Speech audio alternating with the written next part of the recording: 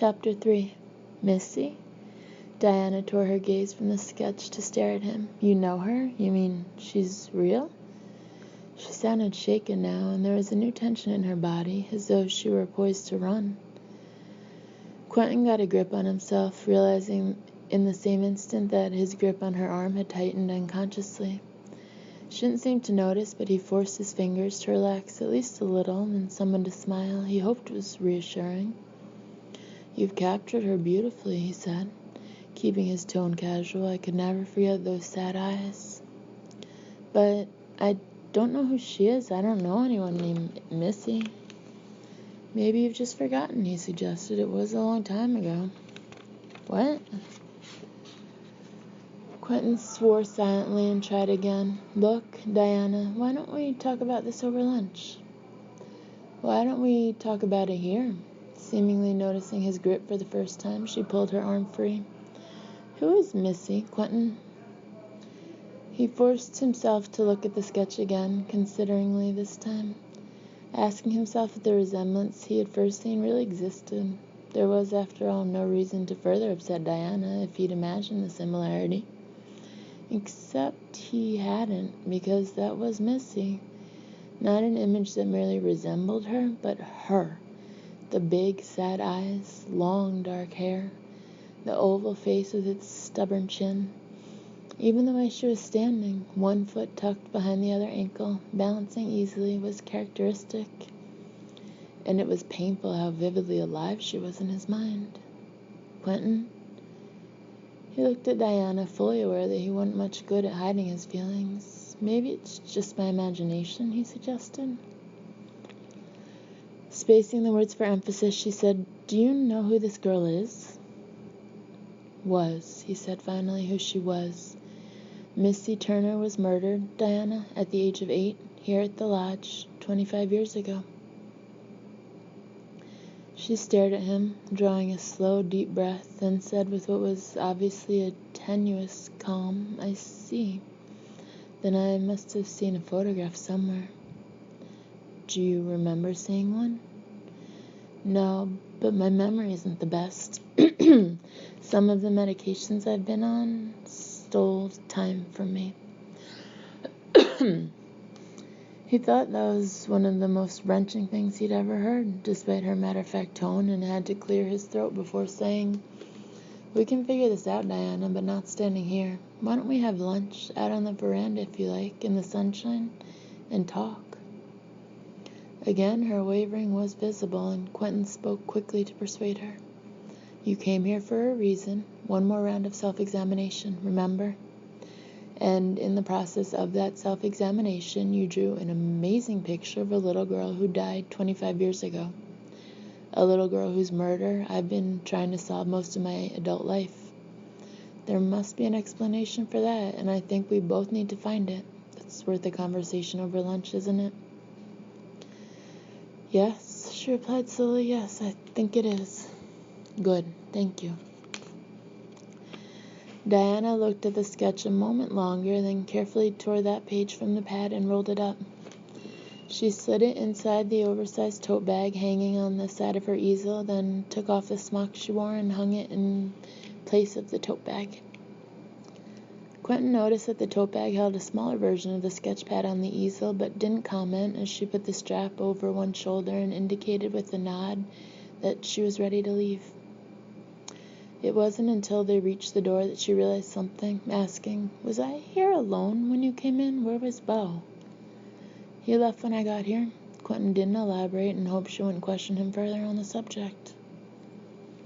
Diana frowned but shrugged as though to herself. She didn't say anything else until they were settled at a table on the veranda and the attentive waitress had taken their order and left them with iced tea and a basket of rolls. Ignoring both, Diana said, You said you've been trying to solve her murder most of your adult life. Why? Were you related to her? No. Then why?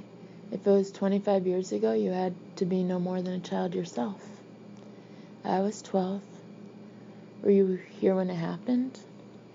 He nodded. I grew up in Seattle, but that summer my father moved us into one of the cottages here because he was doing some work near leisure. He's an engineer, and he was overseeing the construction of a major bridge. So you spent the summer here. What about Missy? Did she live here? Her mother was a maid in the lodge. In those days, some of the employees had small apartments in what eventually became the North Wing. That's where Missy lived. He shrugged. There weren't many kids around that summer, so those of us who were here tended to do things together. Hiked, fished, rode the horses, swam, typical summer stuff, mostly designed to keep us out of the way of the grown-ups. Diana could barely remember being 8, so she was guessing when she said, "Did Missy have a crush on you?" He smiled slightly at the word, but nodded. Looking back, yeah, she probably did. At the time, thinking myself so grown up, I just saw her as a tag-along kid. She was the only girl in the group and the youngest of us, but she was shy and sweet. She didn't mind bugs or jokes or the messes boys got into, and I got used to having her around. Still guessing, Diana said, "You're an only child?" He didn't seem surprised by the statement. Yeah, so having other kids around all the time was a novelty for me, one I enjoyed. To me, by the end of the summer, Missy had become the little sister I never had. By the end of the summer? Quentin nodded. It was when she died, in August. It'll be 25 years this coming August. What happened? His face tightened and a bleak chill entered his eyes. Slowly he said, "There was something weird about that summer from the very beginning. At the time, I thought it was just that the lodge was old and that old places had a creepy feel to them. It was something I'd noticed before then at other places. And then, being kids, we scared each other senseless with ghost stories around campfires, down near the stables, pretty much on a nightly basis. But it was more than tall tales and overly active imaginations. We, all of us, had experiences that summer that we really couldn't explain." "Like what?" "Bad dreams when we'd never had them before. Catching a glimpse of something out of the corner of our eyes, only to turn and find nothing there. Strange sounds we heard in the night. Places in the buildings and on the grounds that felt wrong to us. Places that felt bad." Quentin grimaced slightly. When you're a kid, you're not very good at articulating something you feel, or at least I wasn't.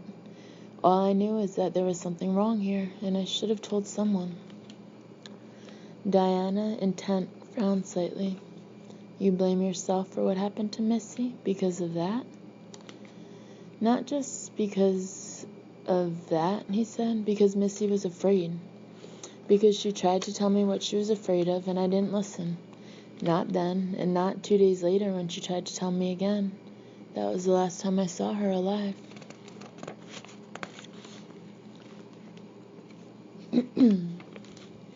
By late morning, Madison had explored most of the gardens, or at least those that interested her, which was a good thing.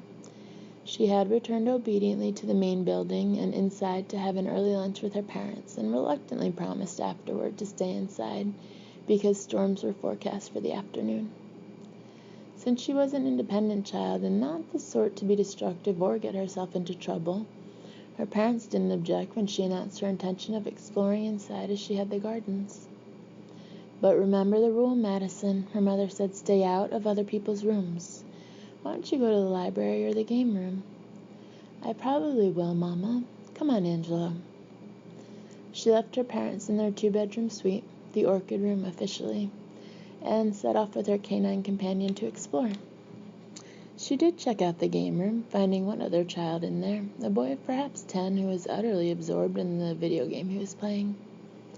There were a few adults in the room as well, several grouped around a pool table and others talking quietly over games of chess or cards, also engrossed in what they were doing. Madison shrugged and went to study stacks of board games and puzzles on shelves by several handy tables. She responded politely to one elderly lady's greeting, helpfully picking up a playing card that had fallen to the floor near her chair. "Well, no wonder it wouldn't come out right," the lady said, staring at the half-finished game of solitaire spread out before her. "Thank you, dear." "You're welcome." Madison's experience with elderly ladies told her that this one would talk to her as long as she stood there, so she wasted no time in moving away.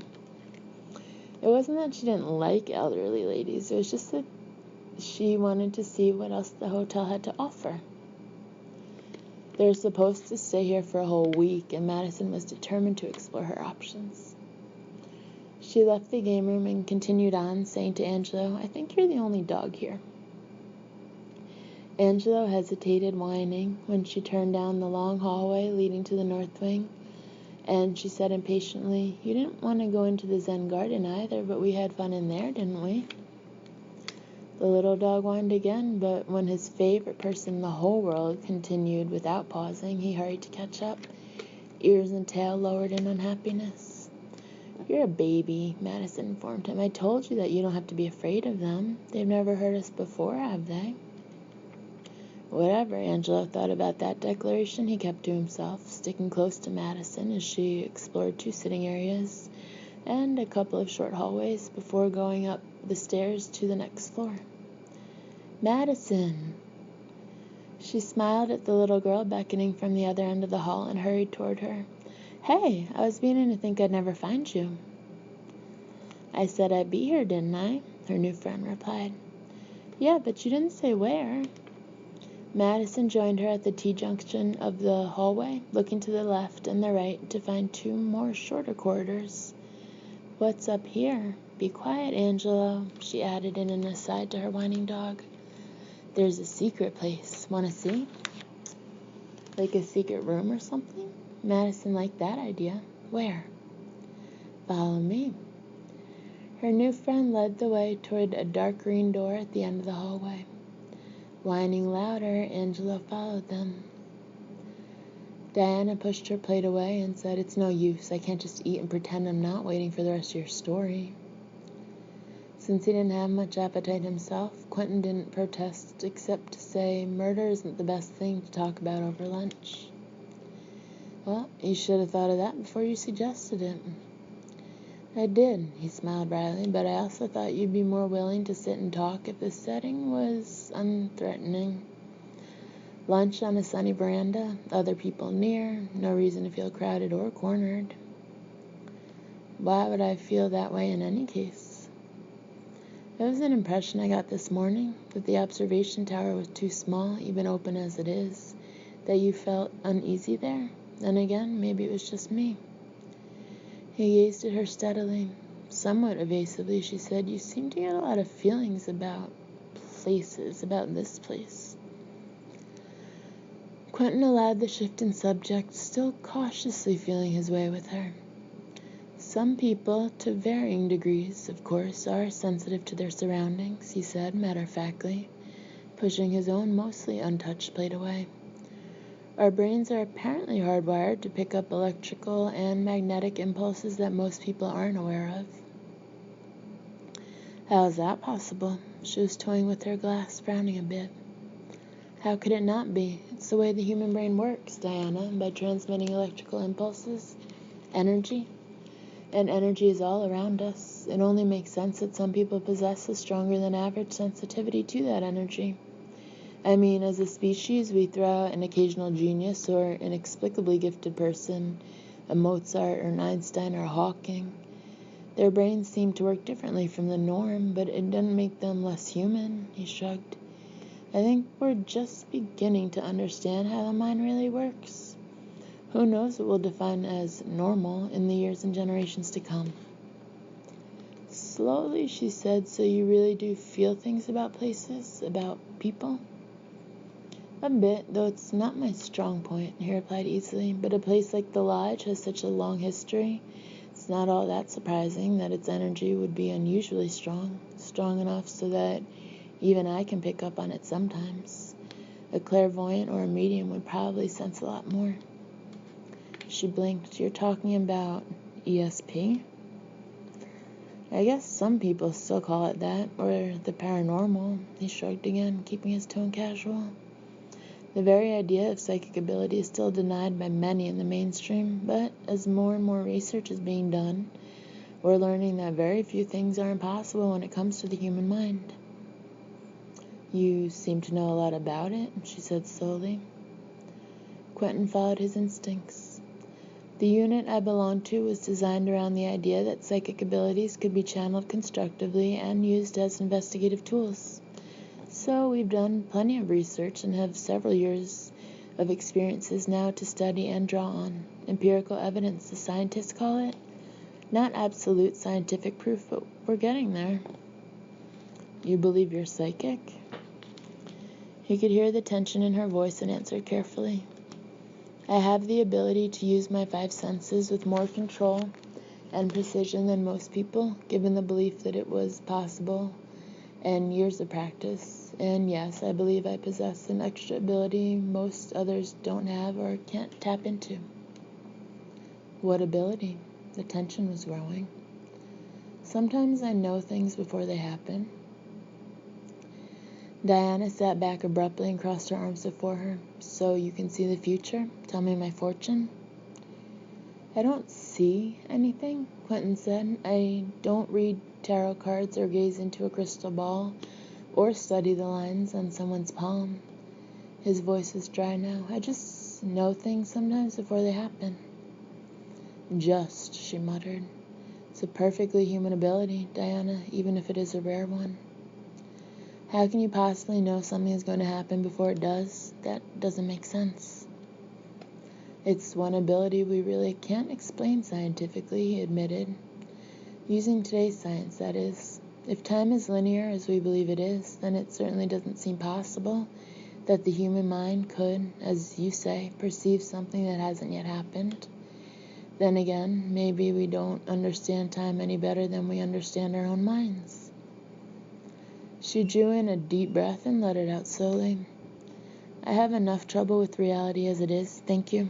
Even if I believed what you say is possible, Explain your drawing, Quentin invited. Like I said, I must have seen a photograph. As far as I've been able to find out, Diana, Missy and her mother had no family. They had lived here from the time Missy was 3 or 4. And less than a year after she was murdered, the North Wing was left nothing more than a hollow shell after a fire gutted most of it, destroying all of her and her mother's possessions. So, how did you see a photograph of her? In 15 years of searching, aside from crime scene and autopsy photos, I've never been able to find one. Diana was silent, clearly uneasy. Your sketch shows her the way she was that summer, he continued. The heart-shaped locket around her neck, I gave her that. In late July, at her birthday party. It disappeared when she was murdered and hasn't been seen since. You can't possibly know it's the same locket, not from a simple and badly drawn charcoal sketch. I'm not an artist, Quentin. She broke off as their waitress appeared to take their plates and inquire about dessert and coffee, finally leaving them alone again with the latter. I'm not an artist, Diana repeated steadily, and nothing in that sketch can be taken seriously. I don't even know where that image came from, but there has to be a perfectly rational explanation for it. I agree, but my idea of rational and yours might just be light years apart. If you believe in the paranormal, probably so. She shook her head. It's just mysticism and junk science. It isn't real. There are valid medical explanations for why people see things that aren't there or hear voices or whatever. It's not their fault. It's just that they're sick. They have an illness. And what if they don't? She stared at him. What if they don't, Diana? What if all those valid medical explanations are wrong? It wasn't all that long ago that medical science used leeches and didn't have a clue that a chemical imbalance in the brain could cause all sorts of problems, then mistaken for insanity. Quentin, you read the newspapers, right? How often are we told that scientific or medical facts have been proven wrong? Technology advances, new discoveries are made, and suddenly today we know more than we knew yesterday. So we rethink. We come up with better tests, or we look at the evidence in a new light of understanding. The impossible becomes possible, even likely and predictable.